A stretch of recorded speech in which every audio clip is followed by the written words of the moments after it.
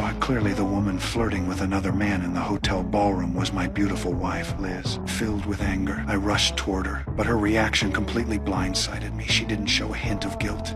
Your husband is here. Liz. Jesus. Excuse me. Do I know you? She actually called over that man from earlier. We had only been apart for a few days, and she was already pretending she didn't know me. She even claimed she had a new husband who had the exact same name as me. Martin. This is my husband. You are Dr. Martin Harris? Last time I looked. Yep, still me.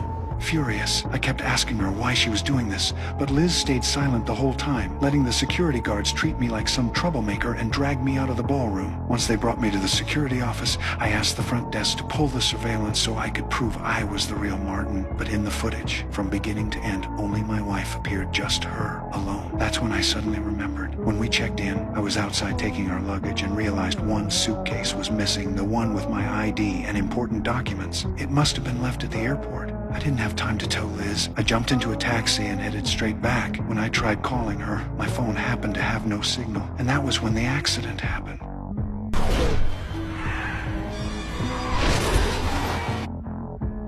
Freezing river water instantly flooded the car. The female driver stayed calm and smashed a window to escape, but the impact had knocked me unconscious. Just as the car was sinking, she risked her life, broke the rear window, and pulled me back from death. But by the time rescue arrived, that brave woman had quietly vanished into the crowd. I had no idea that this crash would trigger a far bigger crisis. When I woke up again, it was 4 days later. The severe head injury and nearly drowning had shattered my memory. All I remembered was that I was a biology PhD and had come to Berlin with Liz. Everything else was blank. I couldn't even remember her phone number. All I had on me were a watch and a plant guide, useless for proving who I was. Then, on TV, I saw a report saying Prince Shada would attend the Global Biotechnology Summit. And suddenly it hit me that was exactly why Liz and I had come to Berlin. Ignoring the doctor's warnings, I rushed to the Adlon Hotel, full of hope. But what I walked into was utterly absurd. The woman who once loved me deeply now used incomprehensible coldness to shut me completely out of Martin Harris's life. As a well-known biology professor, verifying my identity should have been easy, but everything online showed only the imposter's photo. I stood there, stunned, unable to explain, forced to lower myself and practically beg, telling them I had just been in a car accident and my memory was a mess. Only after showing my doctor's card did the manager drop the issue, but he still kicked me out of the hotel. With no ID, even the tiniest roadside motel refused to take me. I could only wander aimlessly through the streets. In my desperation, I remembered my longtime colleague, Dr. Cole, the only phone number I could still recall. But what I heard when the call connected left me completely stunned.